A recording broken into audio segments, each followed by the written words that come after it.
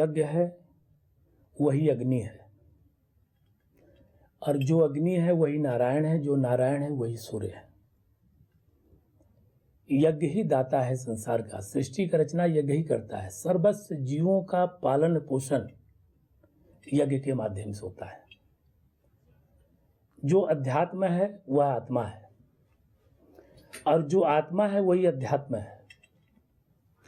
लेकिन अब आत्मा किस दिशा में कार्य कर रही है वह मनुष्य के ऊपर बहुत निर्भर करता है। यज्ञ आत्मा को शुद्धिकरण करता है, और जब आत्मा ही शुद्धिकरण हो जाएगा तो निश्चित है कि मनुष्य की प्रवृत्ति बदल जाएगी। और जब तक मनुष्य की प्रवृत्ति नहीं बदलेगी जीवन में, तब तक इस संसार में चाहे कितनों अध्यात्म की प्रचार प्रसार किया जाए और मनुष्य के अंदर शुद्धिकरण नहीं होगा तो उसके ऊपर कोई असर नहीं पड़ता है। यज्ञ क्या करता है? आत्मा को शुद्धिकरण करता है। यज्ञ सर्वस्व पर्यावरण को शुद्ध करता है।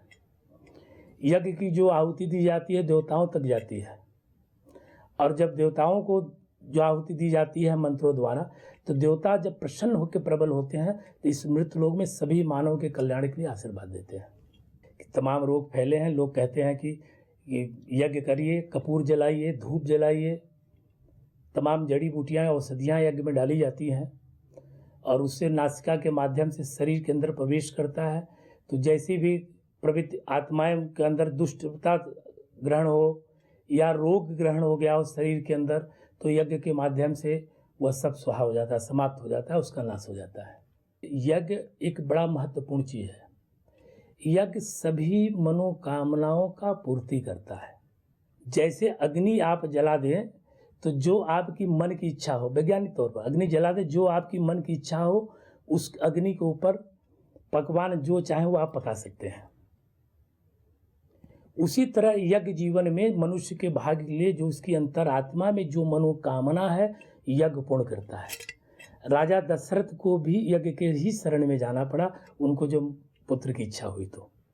तो आज के युग में मैं सबसे कहता हूँ कि आपकी मनोकामना पूर्ण सिर्फ यज्ञ कर सकता है, और संसार में कोई ऐसी चीज़ नहीं जो आपकी मनोकामना पूर्ण करे। जिस अभिलाषा से जिस यज्ञ अनुष्ठान को आप करते हैं वो मनोकामना यज्ञ नारायण भगवान सिद्ध करते हैं। जैसे आप घर में अग्नि जलाते हैं और जिस मन की इच्छा खाने की इच्छा होती है मनुष्य की जिह्वा पर, उस तरह के पकवान पक जाते हैं। उसी तरह भाग्य उदय होता है यज्ञ से। जो आपकी इच्छा है यज्ञ करेंगे वो मनोकामना पूर्ण हो जाएगी। जो यज्ञ है वो अनंत है, और अनंत की व्याख्या तो करना बड़ा कठिन काम है। जैसे शिव की व्याख्या कोई क्या कर सकता है? जो अग्नि है वो अनंत है, जो बताया पहले, जो अग्नि है और वही यज्ञ है, और जो यज्ञ है वही नारायण है, जो नारायण है वही सूर्य है, जो सूर्य है वही अग्नि है। तो यह तो अनंत है, अनंत की तो व्याख्या हम कहाँ से कर सकते हैं? मनुष्य की प्रवृत्ति जो है खत्म हो गई। देखिए यज्ञ खत्म नहीं हुआ है, यज्ञ पूरे विश्व में आज भी होता है। ये हमारी अपनी सोच है, क्योंकि बिना अग्नि का यज्ञ हो नहीं सकता है, और यज्ञ सबके घर में अग्नि जल रही है, और सभी लोग, यह बस अंतर इतना है कि मंत्र रूपी अग्नि नहीं जल रही है, पकवान रूपी अग्नि जल रही है। इसलिए जो है जब प्राचीन काल में यज्ञ होते थे तो अग्नि जला के ही होते थे, और आज भी यज्ञ हो रहा है तो अग्नि को जला के होता है। तो लुप्त नहीं हुआ है, लेकिन मंत्र नहीं पढ़ा जा रहा है, उससे मन की इच्छा की जो भोजन है वह प्राप्ति की जा रही है। अग्नि जब लुप्त हो जाएगा तो पूरी सृष्टि प्रलय हो जाएगी। लेकिन जो परेशानियां हैं, अग्नि जल रही है, लेकिन मंत्र रूपी अग्नि नहीं जल रही है। तो सभी के घर में मंत्र रूपी अग्नि जले, और उसके बाद उसके ऊपर पकवान पकाइए तो देवताओं तक पहुंच जाएगा। थोड़ी सी अग्नि को भेंट कर दीजिए। आज से 25-30 साल पहले यज्ञ बहुत होते थे हमारे देश में। अब लोग पश्चिमी सभ्यता को ही पालन करने लगे हैं लोग, और इसलिए यज्ञ लुप्त नहीं हुआ है। यह खुद लोगों के परिवार में जो गार्जियन लोग हैं, माता पिता हैं, उनको इस बच्चों को संस्कार में डालना चाहिए कि आप यज्ञ करिए। कुछ न हो तो गुरु मंत्र से ही यज्ञ करिए, न हो तो माता पिता के नाम से ही स्वाहाकार करिए, अग्नि को भेंट करिए, प्रणाम करिए। देखिए आकृति तो हवन कुंड की अलग अलग है, और बड़ा इस पर विस्तार रूप से किया जाए, लेकिन मन की आकृति जो है श्रद्धा पूर्वक हो। वह किसी दिशा में कहीं भी बैठ के आप भगवान को, अग्नि देवता को स्वाहा दीजिए प्रेम से, आपकी मनोकामना पूर्ण हो जाएगी। आकृति में मत फंसिए। मनुष्य को हमेशा अपनी प्रवृत्ति को, आत्मा को परमात्मा में फंसा करके स्वाकार करिए, आपको संपूर्ण लाभ और पुण्य मिलेगा। अगर मनुष्य की जो भाव है और वो मन है वह परमात्मा के प्रति शुद्ध रूप से निष्ठा विश्वास में हो, आप किसी भी दिशा में, किसी भी रूप में, बिना कुंड में सिर्फ अग्नि जला के ही स्वाहा कर दीजिए, आपको मिल जाए। प्राचीन काल में ऋषि मुनि जंगलों में कहीं भी हवन करते थे, और जिस अवस्था में, जिस काल में, जिस व्यवस्था में होते थे, वह संसार और राष्ट्र के हित के लिए कार्य करता था। जैसे एक व्यक्ति अपने जीवन की दिनचर्या की सुंदरता बड़े मन से करता है, और उसी तरह अपने जीवन के दिनचर्या में यज्ञ को भी धारण कर ले कि ये भी हमारे दिनचर्या में है।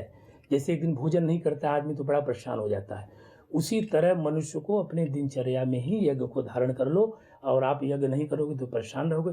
भोजन किसी समय करते हैं जब भूख लगती है, 1 घंटा आगे या पीछे, उसी तरह जब दिनचर्या में आप धारण कर लेंगे तो परमात्मा जानते हैं कि यह मनुष्य व्यस्त है, यह जो है हमारे कार्य को किसी वक्त जरूर करेगा, और समय की कोई बाध्यता न हो। आप रोज अपने दिनचर्या में डालेंगे तो निश्चित है परमात्मा आपको प्राप्ति हो जाएगी। जो मेरे भाव, जो मेरे जीवन के अनुभव हैं, यज्ञ मनुष्य किसी भी विधि से किसी भी वक्त कर सकता है, और उसकी परिपूर्ण व्यवस्था उसकी मन की अंतर आत्मा शुद्ध होनी चाहिए, वह बड़ा महत्वपूर्ण रखता है।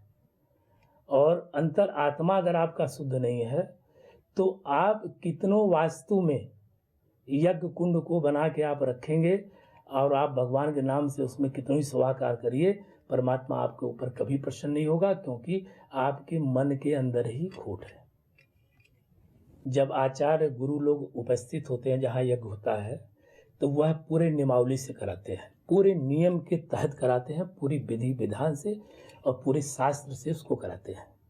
लेकिन जहाँ संत महापुरुष नहीं है, विद्वान लोग नहीं है, जहाँ भक्ति प्रवेश है, से परमात्मा के प्रति पूर्ण रूप से शरणागति है, विसर्जित है, तो वह किसी दिशा में, किसी भी भाव में करेगा, उसको पुण्य मिलेगा, क्योंकि वह व्यक्ति नहीं जानता है। जो व्यक्ति नहीं जानता है, जाने में कोई उससे दोष होता है तो उससे दोष नहीं लगता है। जैसे गुरु और ब्राह्मण आचार्य जानते हैं, वह उस नियमों का, शास्त्र का उल्लंघन करते हैं, तो दोषी वह स्वयं होते हैं, गुरु और आचार्य, न कि शिष्यजन होते हैं। इसलिए शिष्यों को कभी नहीं घबराना चाहिए, किसी भी दिशा में अच्छे ढंग से भाव से यज्ञ करना चाहिए। ऋषि मुनियों ने अपनी आत्मा को ईश्वर के प्रति बांध लेते थे, और जब एक दूसरे से जब बंध जाते हैं तो निश्चित है दो में या तो हमको ईश्वर प्राप्त होगा या तो हम ईश्वर को प्राप्त हो जाएंगे, और उसी नियम का पालन मनुष्य को करना चाहिए। सिर्फ मेरे अपने भाव और अपने विचार हैं।